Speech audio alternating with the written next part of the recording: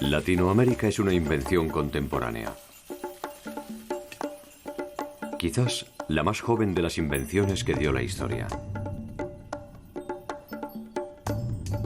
Nuestro tiempo es la suma de todos los tiempos. La creación de un legado histórico acorde a las necesidades del presente no es más que una forma disimulada del olvido.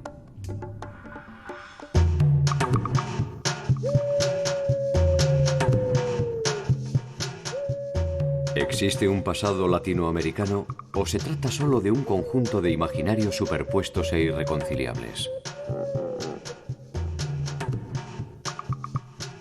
Aglutinar estos pasados en uno solo es una tarea pendiente.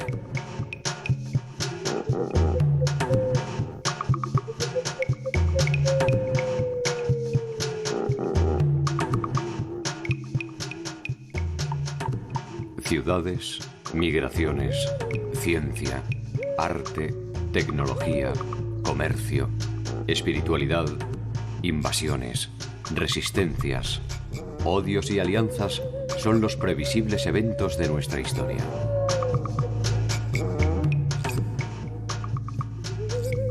Inventariarlos sin descartar aquellos que nos sean ingratos es un primer paso para pensar en una historia de Latinoamérica.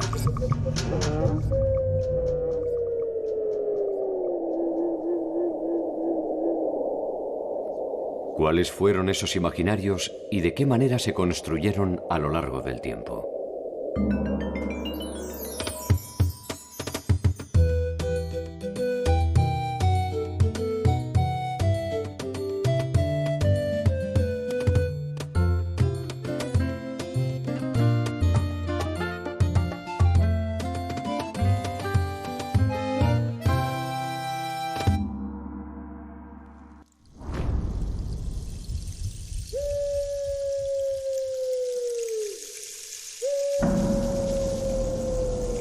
El viaje hacia esta construcción teórica, la del latinoamericano, se inició hace miles de años, cuando un hombre que seguramente ignoraba la magnitud de su pequeño gesto dio el primer paso hacia un territorio inexplorado.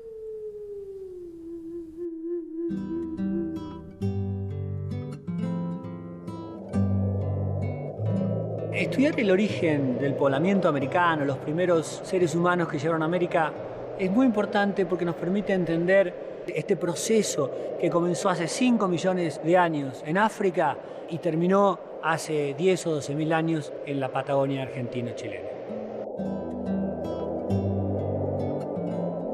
Estos primeros grupos de cazadores, recolectores que llegaron a América se expandieron por un continente vacío de seres humanos en ese momento, relativamente rápido, y llegaron en pocos miles de años al extremo sur, a Tierra del Fuego.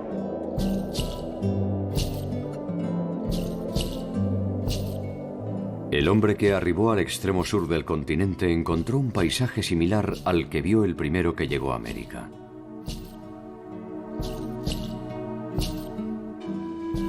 Sin embargo, ya no era el mismo. Entre esos dos polos extremos se edificó el complejo mundo de Latinoamérica.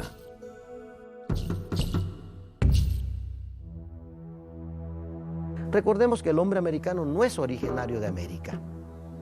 El hombre de América llegó, si bien es cierto, llegó hace muy poco, no hace más de 50.000 años, pero cuando llega ya es Homo sapiens.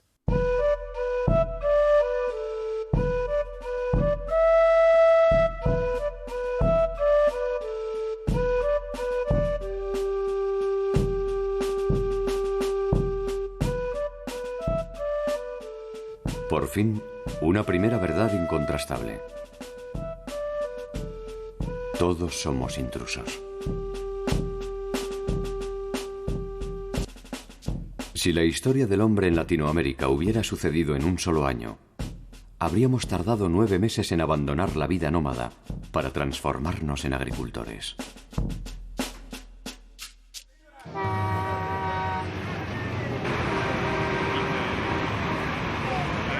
Este juego temporal nos permite pensar en lo efímero del presente.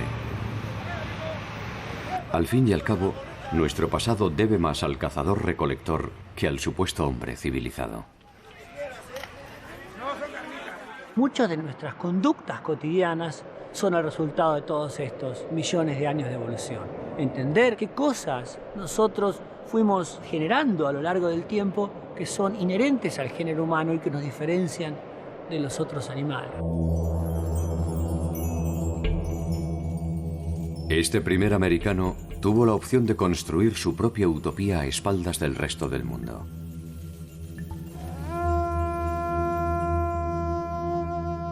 ¿Lo hizo?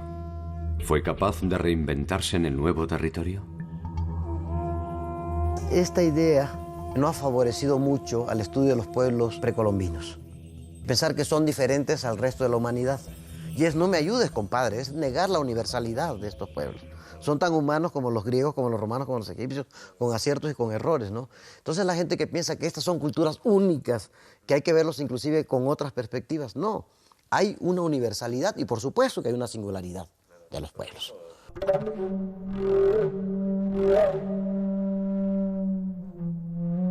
El desierto andino fue el primer testigo de estas singularidades. Por primera vez, un grupo de personas se agrupa en torno a un concepto de unidad que trasciende las necesidades de subsistencia.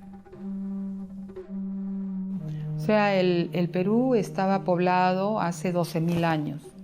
Hace 10.000 años empiezan a combinar sus actividades de apropiación de los recursos que necesitan para la supervivencia con cultivo de plantas. La sociedad originaria de Latinoamérica reúne sus conocimientos en torno a un ideario común. La domesticación de plantas y animales producirá una invención económica decisiva: el excedente. Con él llegarán los primeros agrupamientos, las aldeas y finalmente las ciudades. La más antigua de Latinoamérica está ubicada en el departamento de Lima, al norte de la capital peruana, en torno al Valle de Supe, y se originó 3.000 años antes de Cristo. Caral.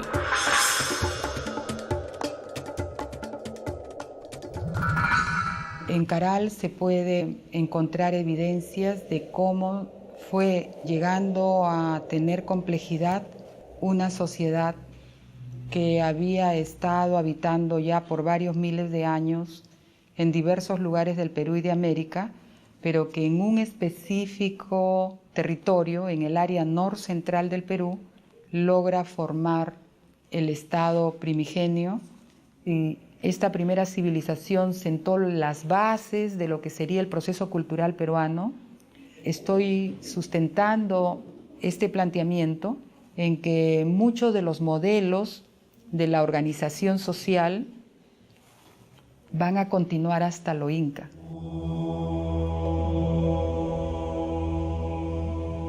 La ciudad sagrada de Caral fue ocupada ininterrumpidamente durante algo más de 1000 años, ejerciendo su influencia en una amplia región de los Andes.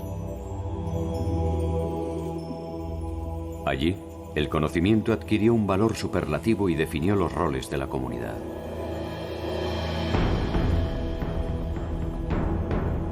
A partir de aquí, las relaciones en Latinoamérica se dividieron tajantemente entre los que mandan y los que obedecen. Yo tengo la capacidad de extraer los excedentes de la sociedad, pero al mismo tiempo yo le doy a la sociedad servicios, como decirle cuándo debe cultivar, qué calendario productivo vamos a tener, las ferias periódicas de intercambio que organizo.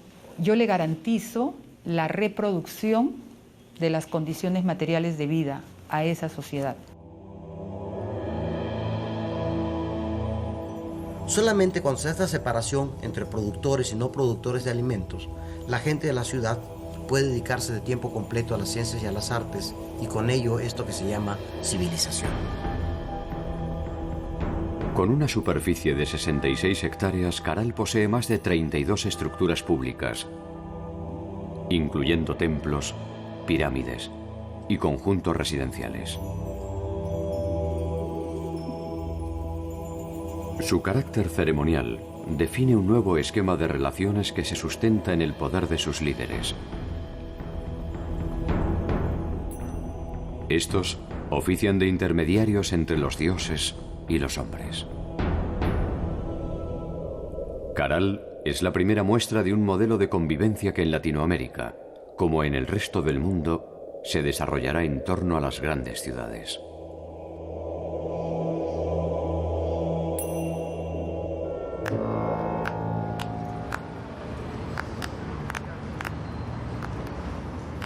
El fenómeno del urbanismo en Latinoamérica ha sido a menudo menospreciado.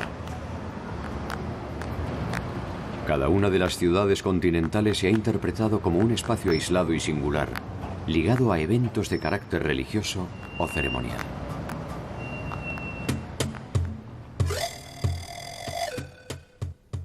Sin embargo, el urbanismo fue un proceso intenso y progresivo que no se detuvo hasta nuestros días.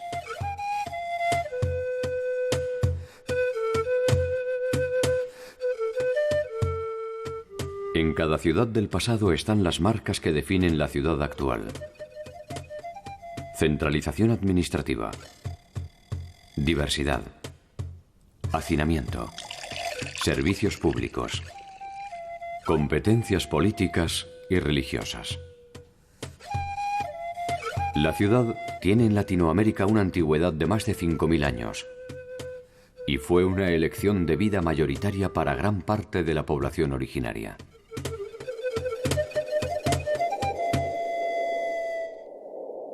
El norte del actual territorio latinoamericano ha sido identificado como Mesoamérica. Allí, la vanguardia de la expansión civilizadora tuvo como protagonista al pueblo olmeca.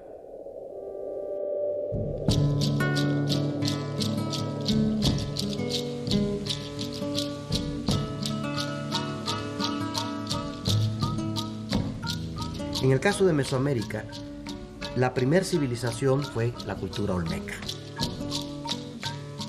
Olmeca es una palabra de origen náhuatl que quiere decir la gente que vive donde crecen los árboles de hule.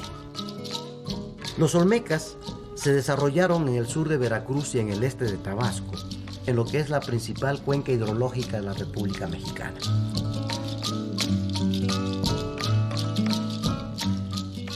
Por primera vez, una civilización establece un sistema de relaciones entre lo espiritual y lo terrenal, mediante expresiones simbólicas complejas y monumentales. El vasto territorio de Mesoamérica ha estado ocupado ininterrumpidamente desde cuando menos 10.000 años antes de nuestra era. Pero va a ser hacia 2500 antes de nuestra era, más o menos, cuando comenzaron las primeras comunidades agrícolas. Los olmecas sentaron las bases de la organización regional en torno a un orden que regía no solo las condiciones sobrenaturales, sino también las acciones cotidianas de sus habitantes. Quizás lo más importante de los olmecas es de que plasmaron gráficamente una ideología que posiblemente existía desde mucho antes, pero como no se plasmaba en materiales duraderos, no había llegado. Entonces los olmecas son los creadores del primer sistema semiótico de comunicación en Mesoamérica.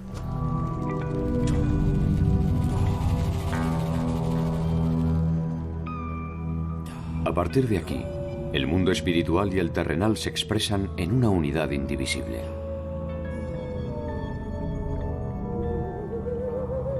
La fe de los pueblos descansa en el poder de los dioses, que son interpretados por los jefes espirituales.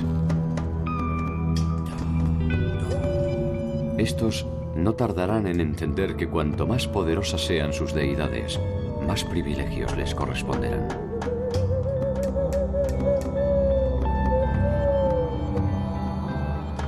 La era de las expansiones imperiales va a comenzar.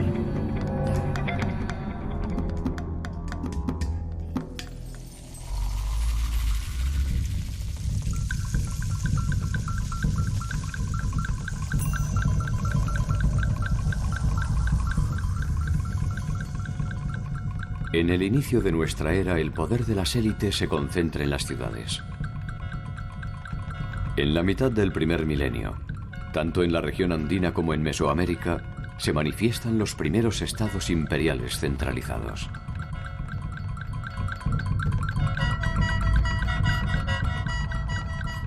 La ciudad es la nueva representación del poder.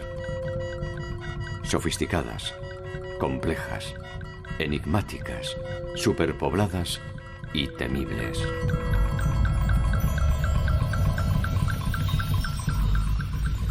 En el México antiguo, el modelo de ciudad imperial y cosmopolita será el de un centro urbano legendario.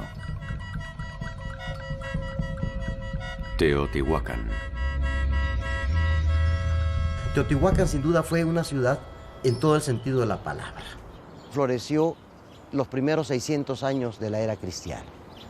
Cuando los mexicas llegaron a este territorio, Teotihuacán ya estaba abandonado y ellos le pusieron el nombre de Teotihuacán, el lugar donde se hacen los dioses.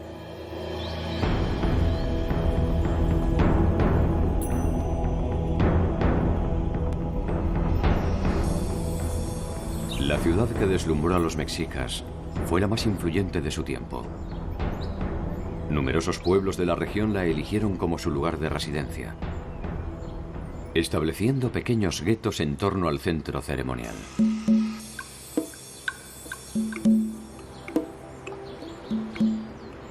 Una serie de conjuntos residenciales dan cuenta de las actividades de sus habitantes.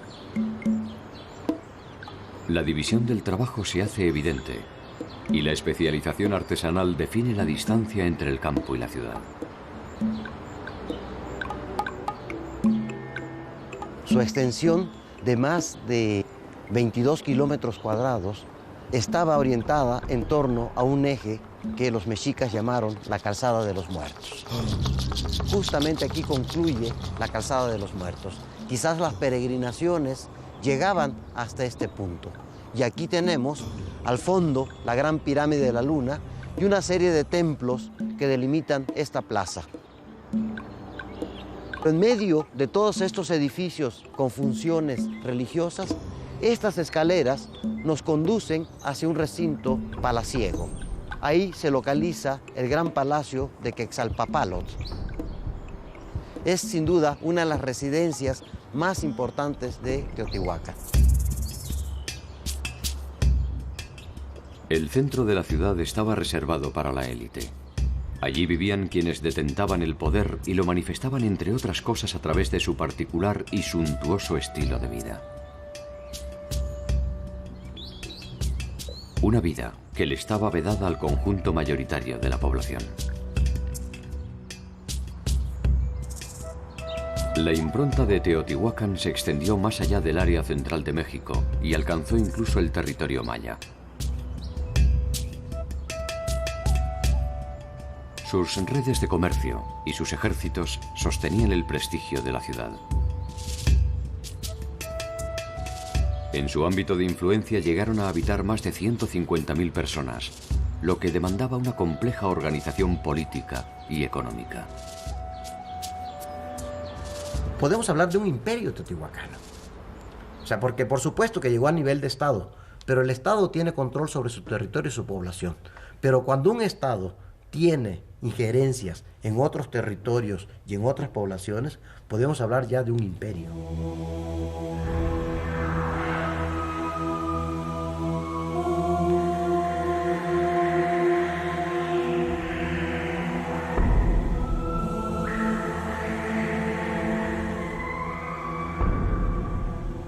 Como todo imperio, tiene leyes que cumplir. El crecimiento demográfico llevó al agotamiento ecológico y la desmesurada expansión territorial terminó debilitando la influencia teotihuacana. Ciudades que antes eran aliadas de Teotihuacán crecieron y controlaron las rutas que antes monopolizaba Teotihuacán. Y hacia 800 de nuestra era, la ciudad prácticamente queda abandonada. Vestigios de un incendio presuponen que la ciudad fue atacada o víctima de una insurrección. Otros pueblos heredaron sus dioses y sus ideas. También se llevaron consigo el olvido de las razones de su caída.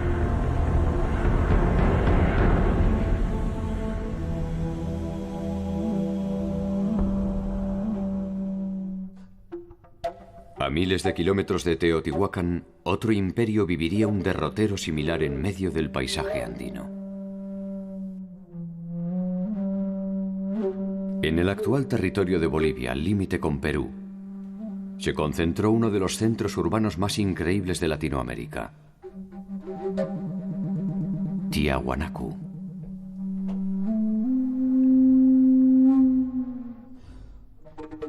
La ciudad, que fue símbolo de poder y religiosidad por más de un milenio, fue habitada por entre 20.000 y 40.000 habitantes.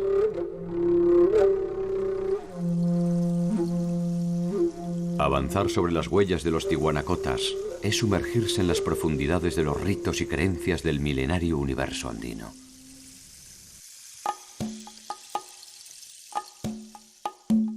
A partir de principios de nuestra era, gracias a la consolidación del territorio, el aumento de la población, la diversificación en la producción, los nuevos sistemas agrícolas que se van realizando en Tiahuanacu, el intercambio de productos, los excedentes, en fin, Tiahuanacu se transforma en un estado.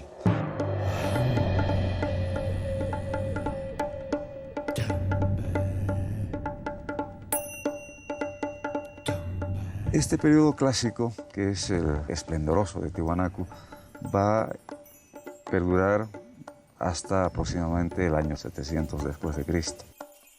La época donde se construyen estos grandes edificios es la época donde hay un predominio de carácter religioso, donde se van edificando los grandes templos. El templete semisubterráneo es una de las más enigmáticas construcciones del centro ceremonial. En sus paredes se multiplican las llamadas cabezas clavas, que han dado origen a innumerables interpretaciones. Se dice que representan al origen de razas que desde Tiahuanacu poblaron el universo. También que dan cuenta del carácter multiétnico de Tiahuanacu. Una versión más estremecedora le asigna un carácter intimidatorio que refleja las consecuencias de desafiar al imperio.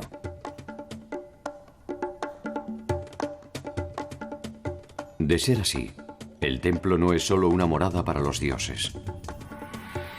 Es también un primer atisbo de memoria histórica y una advertencia para los simples mortales.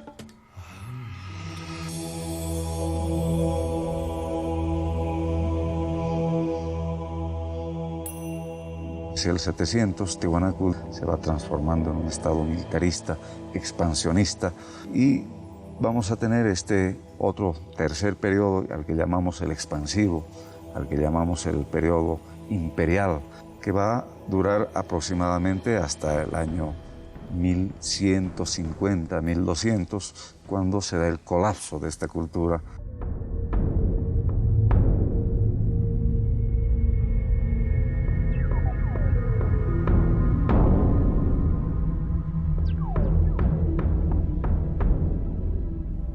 Tiahuanacu es una de las ciudades emblemáticas de los Andes. Como tantas otras, también fue abandonada. Sin embargo, el proceso de concentración de poder que inauguraron estos imperios fue el modelo que se impuso en el desarrollo del resto de las ciudades de Latinoamérica.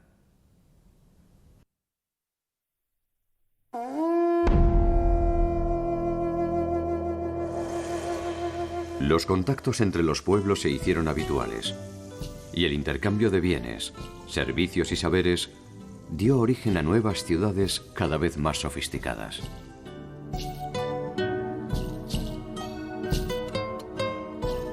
Allí donde existía ansia de poder, habría una nueva ciudad, y con ella nuevas complejidades, demandas crecientes, innovación tecnológica y expansión territorial en busca de nuevas tierras aptas para el cultivo.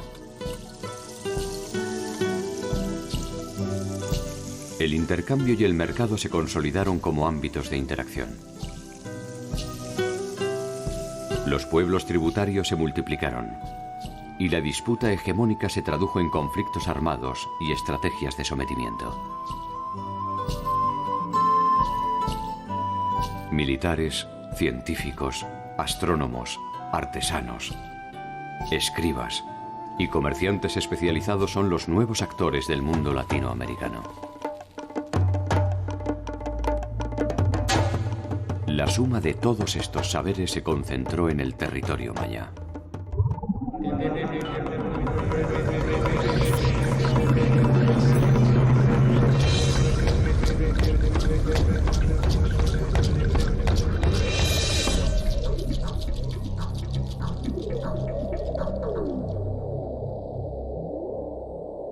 Hacia 600 antes de nuestra era, en la zona central del Petén guatemalteco, surgieron ciudades como Mirador y Nagbe. Prácticamente ahí fue el crisol de la cultura maya del periodo clásico. Desde ahí, esta cultura irradió por este vasto territorio, dando desarrollos regionales, locales, que de alguna manera conforman este mosaico cultural del área maya.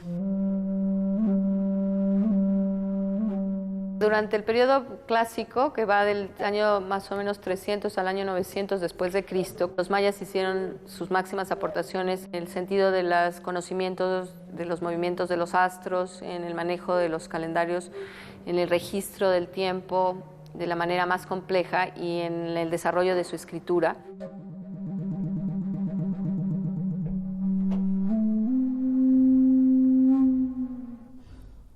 La escritura maya es el resultado de una evolución que se inicia en otros pueblos mesoamericanos, pero que los mayas llevan a su máxima expresión. Desde la época del evolucionismo, fines del siglo XIX, se marcó la escritura como la expresión que dejaba atrás la barbarie para entrar a la civilización. Desde el momento del contacto entre la cultura europea y el nuevo continente hasta nuestros días, el mundo occidental tuvo serias dificultades para entender la complejidad de estas civilizaciones.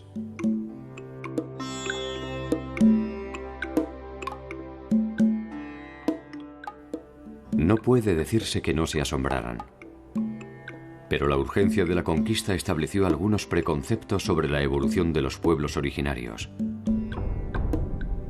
y los condenó durante mucho tiempo a una visión restringida de sus múltiples saberes. Resulta que en Mesoamérica no se usaron metales duros, pero sí había escritura. Entonces esto vino a romper estas ideas del evolucionismo unilineal, de que todos los pueblos tenían que pasar por los mismos pasos que había pasado el mundo occidental para ser.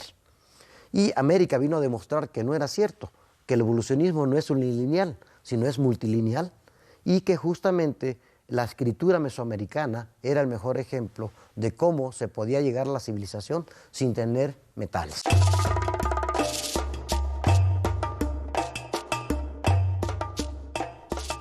La escritura y los conocimientos estaban reservados a la nobleza. Ellos eran los únicos capaces de reconstruir mediante la interpretación de sus símbolos la vida de sus reyes y la de sus dioses, que de alguna manera eran una misma cosa. La escritura mesoamericana no registra la historia del pueblo, registra la historia de los gobernantes. ¿Sí? Entonces, entre los verbos más comunes que encontramos es nacer, tronizarse, ser designado como heredero, jugar a la pelota, capturar, ir a la guerra, autosacrificarse, casarse, morir.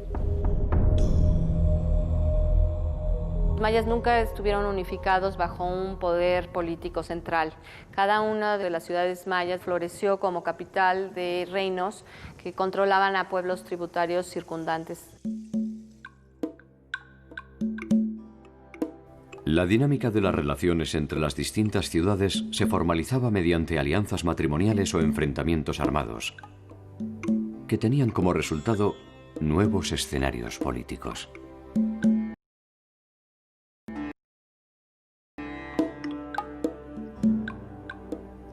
Este conjunto de encuentros y desencuentros nunca logró articularse en un poder centralizado,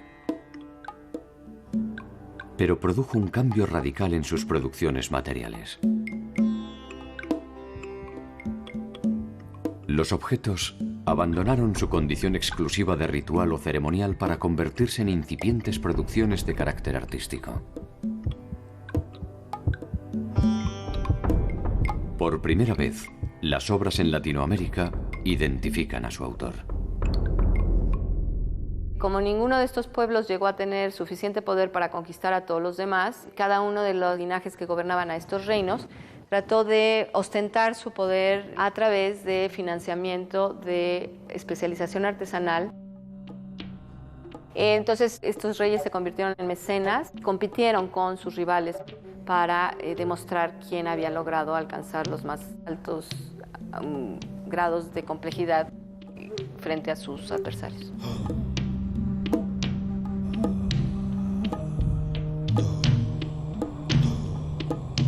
Entonces, en este sentido, muy semejante a lo que ocurrió en la Grecia clásica o lo que ocurrió en el Renacimiento italiano, la competencia o la rivalidad política se derivó en una competencia en cuanto a belleza y a estilización y a sofisticación artística.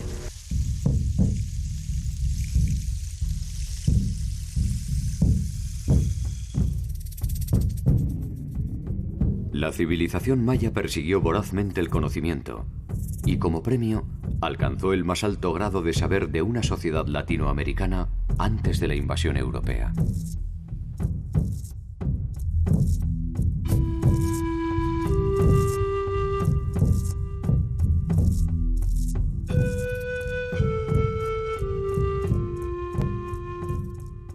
Hacia el año 1000 de nuestra era, este esplendor se había diluido.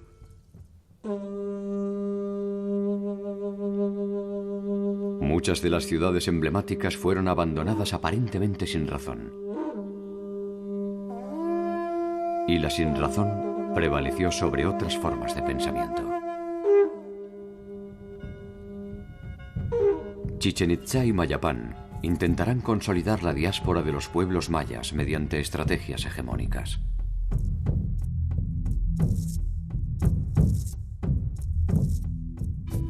Hacia 1450 el territorio queda fragmentado en provincias independientes entre sí. Mientras tanto, al sur y al norte del alicaído universo maya, se consolidan los dos procesos imperiales más desmesurados que conociera la historia de Latinoamérica.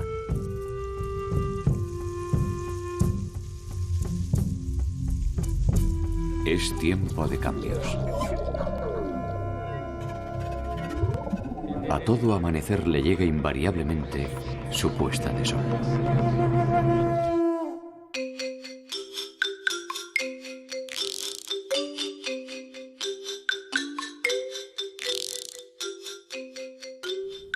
$3000 años de vida mesoamericana desembocarían en un solo pueblo que pasaría a la historia como azteca, y cuyo verdadero nombre era el de Mexica.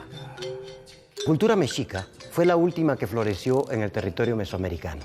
Sin embargo, lo hizo con tal fuerza que en menos de 200 años logró construir uno de los imperios más vastos del territorio mesoamericano.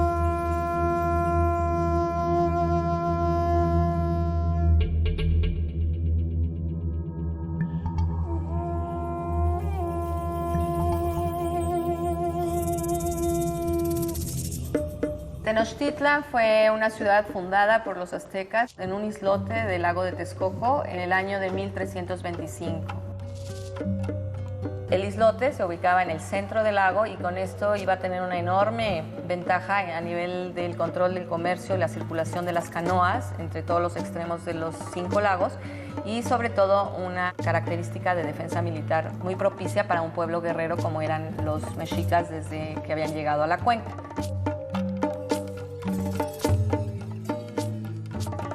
A principios de 1400 se formaliza una alianza entre 3 poderosas ciudades mesoamericanas: Texcoco, Tlacopan y Tenochtitlan, esta última, capital de los mexicas. Esta alianza consolidaría el crecimiento del imperio mexica y llevaría a la ciudad a una dimensión mítica. La ciudad de Tenochtitlan llegó a ser una de las maravillas del Nuevo Mundo. Se calcula que llegó a tener entre 150 y 200,000 habitantes. La ciudad tenía tanto calles construidas para circular como canales para las canoas, y después estaba unida a la tierra firme por medio de 4 grandes calzadas. Y luego el corazón mismo de la ciudad era un gran recinto ceremonial de una gran plaza pública ocupada por edificios de tipo ceremonial y también edificios de tipo administrativo. Dentro de este conjunto de templos destaca la presencia de un templo mayor, el principal, un templo gemelo. Es un solo basamento escalonado, como cualquier pirámide mesoamericana, de cuerpos truncados. Y en la parte superior, 2 templos gemelos, el de Tlaloc, el dios del agua, a la izquierda, y el de Huitzilopochtli, el dios de la guerra, a la derecha. La concepción del mundo mesoamericano tiene su representación en el diseño urbano de la ciudad. Esta es la morada de sus dioses y de sus líderes. Allí se concentra el intercambio que da sentido al cosmos. Los dioses proporcionan la bonanza y la furia. Los nobles deben corresponder con su sacrificio y su alimento.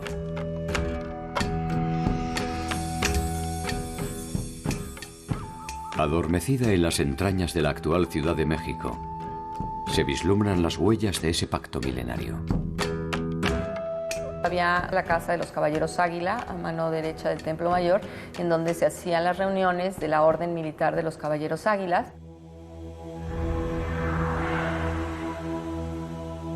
Estos guerreros, junto con los guerreros jaguares, eran los encargados de conseguir cautivos para sacrificarlos al sol. El sol se alimentaba de corazones y el pueblo mexica se había echado sobre sus espaldas la responsabilidad de mantener el mecanismo cósmico alimentando al sol con corazones de víctimas de sacrificios obtenidas en guerra.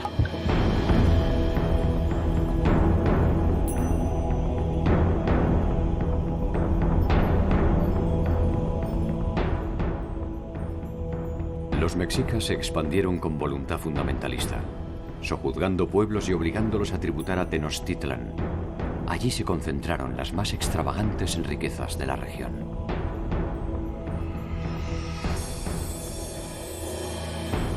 La ciudad exigió una gestión gubernamental que reglamentó el comercio, la vida social, la salud pública y la formación de nuevos dirigentes. La preocupación por el orden público fue uno de los ejes centrales de la organización política, y los gobernantes centraron su atención en las demandas de la población para asegurarse su legitimidad y sus privilegios. Dentro de la descripción que hacen los españoles que vieron todavía en funcionamiento el Palacio de Moctezuma, una de las cosas que más les impresionó es los inmensos banquetes que se servían dentro del palacio todos los días al rey, a su corte y a sus invitados.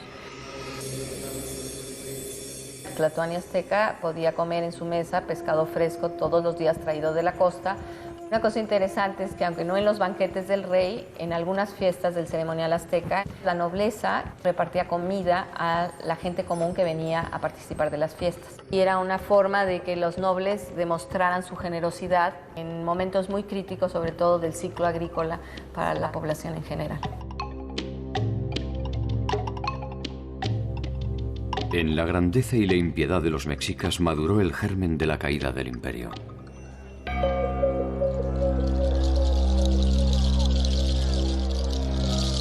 El descontento de los pueblos tributarios acechaba los privilegios mexicas, esperando una oportunidad que llegaría con el inicio de la invasión española.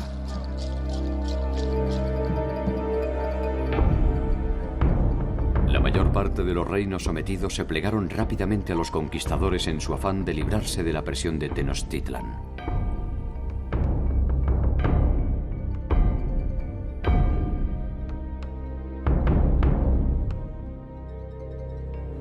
Por primera vez, una fecha cierta da cuenta de la caída de una ciudad latinoamericana.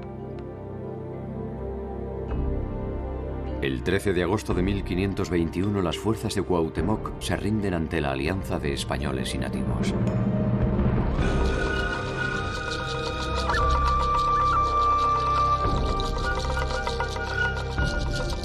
A partir de ese momento se inicia la más desgarradora transformación que habría de vivir el continente.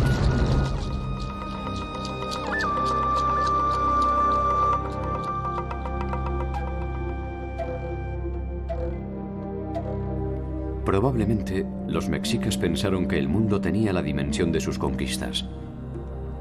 Sin embargo, para entonces, hacia el sur, más allá de las selvas centroamericanas, donde los Andes se alzan de cara al mar, se estaba produciendo la más inusual de las experiencias políticas latinoamericanas: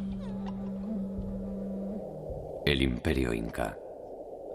Lo que llaman Imperio Incaico, que yo prefiero usar el término Estado, significa los últimos 100 años de la cultura prehispánica. Es un término que generalmente se usa, pero ese término significa miles de años de cultura anterior a los incas. La organización estatal más extensa de América es el resultado de siglos de experiencia. Sin embargo, lo que la hizo posible fue un limitado conjunto de principios de asociación. Uno de ellos es el principio de pertenencia común, el Ayllu. El Ayllu es un sistema que ya existía desde la época de Tiahuanaco, que fue tomada por los aymaras y luego también por los incas. Significa la propiedad comunitaria de un territorio, pero a la vez significa tener ancestros comunes. Entonces, este Ayllu es la base de la comunidad. Lo peor que le podía pasar a uno ser huérfano, no tener familia extendida para ayudar y recibir ayuda. De ahí parte el sentido comunitario del mundo andino.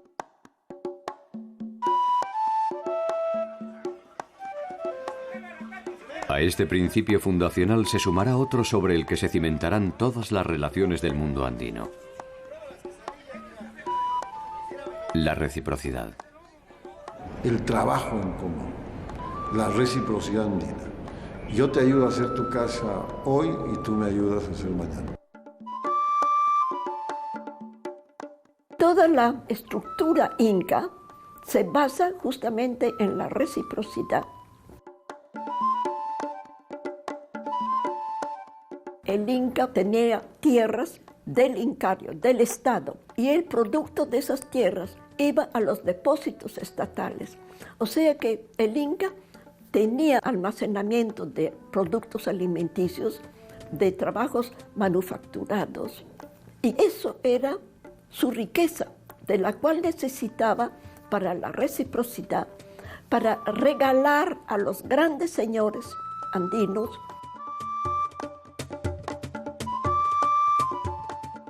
caminos, acueductos, fortalezas, residencias y depósitos imperiales dieron cuenta del poder hegemónico de Cuzco.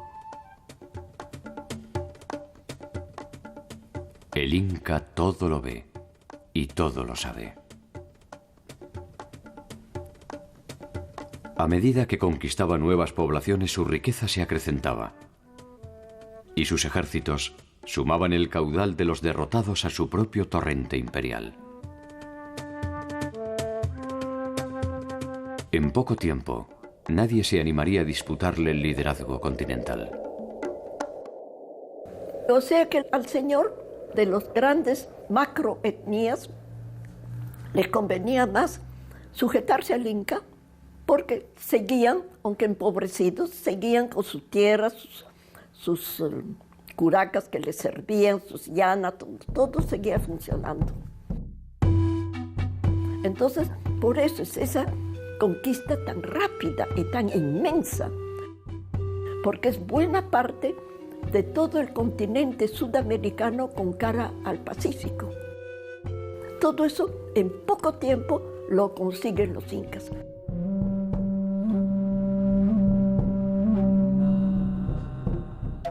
Piedra sobre piedra, los incas construyeron el estado más extenso de América. Cuzco fue durante un siglo la ciudad más influyente de los Andes.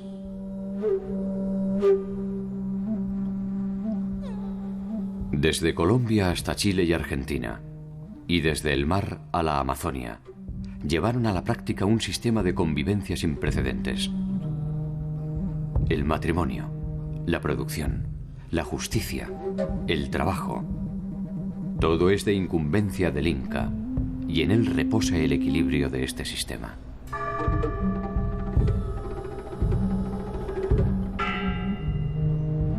La invasión europea les produce un impacto que reaviva las tensiones internas de la nobleza y desmorona las bases de su organización.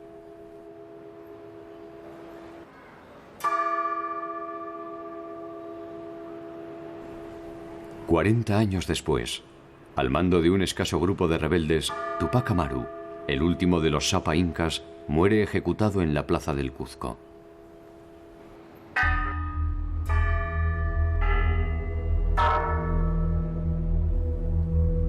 Con él se termina el sueño imperial y nace un imaginario mítico, que siglos más tarde se hará un grito de rebelión contra la corona española.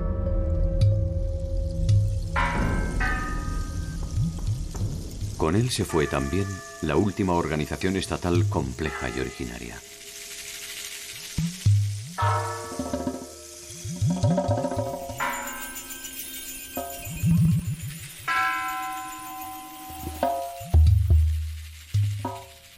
En 1492, lo que hoy es Latinoamérica era un territorio complejo, de alta densidad poblacional, en el que convivían grupos nómadas, aldeas confederadas, ciudades pequeñas, grandes y descomunales. Algunas superaban en tamaño y calidad de vida a muchas capitales del viejo continente.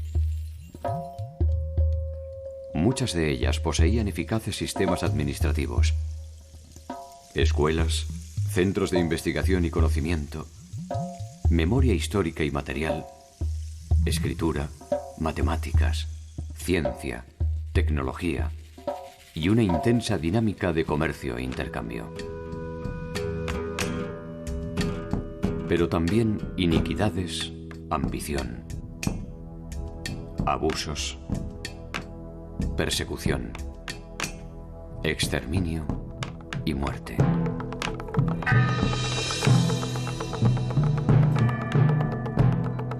Por razones que no son difíciles de imaginar, toda esa diversidad fue interpretada como un territorio virgen y sin pasado.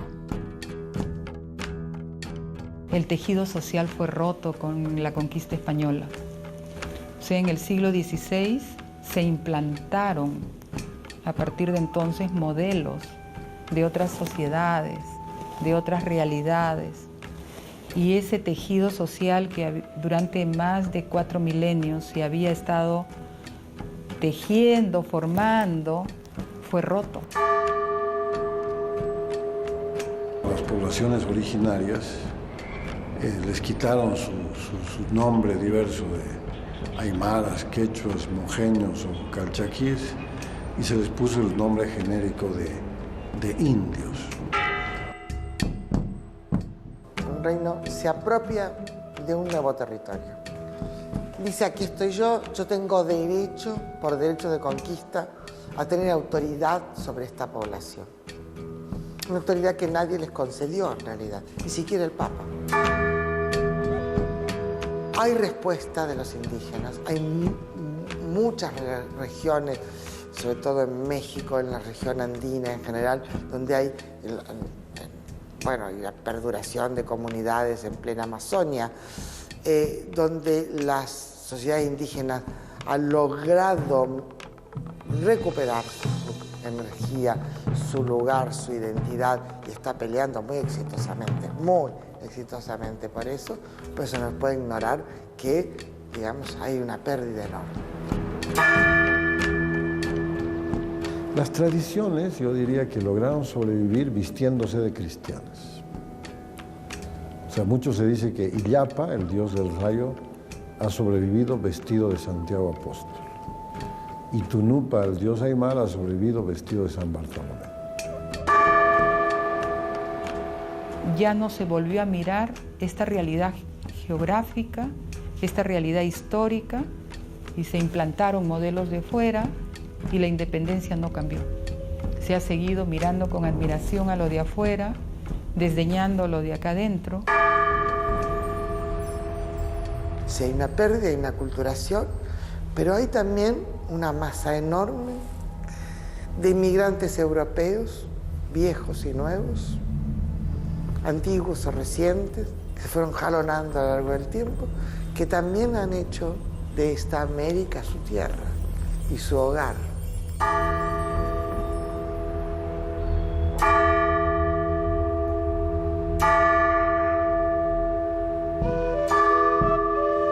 Desde que el primer hombre pisó el territorio americano hasta el día de hoy, los protagonistas de la historia se agruparon en torno a una inabarcable diversidad. Estas individualidades se aglutinaron en una sola a partir del inicio de la invasión europea. La impronta de los colonizadores estableció un nuevo paradigma que solo se derrumbó a partir de las guerras de la independencia, dando origen a un nuevo modelo social.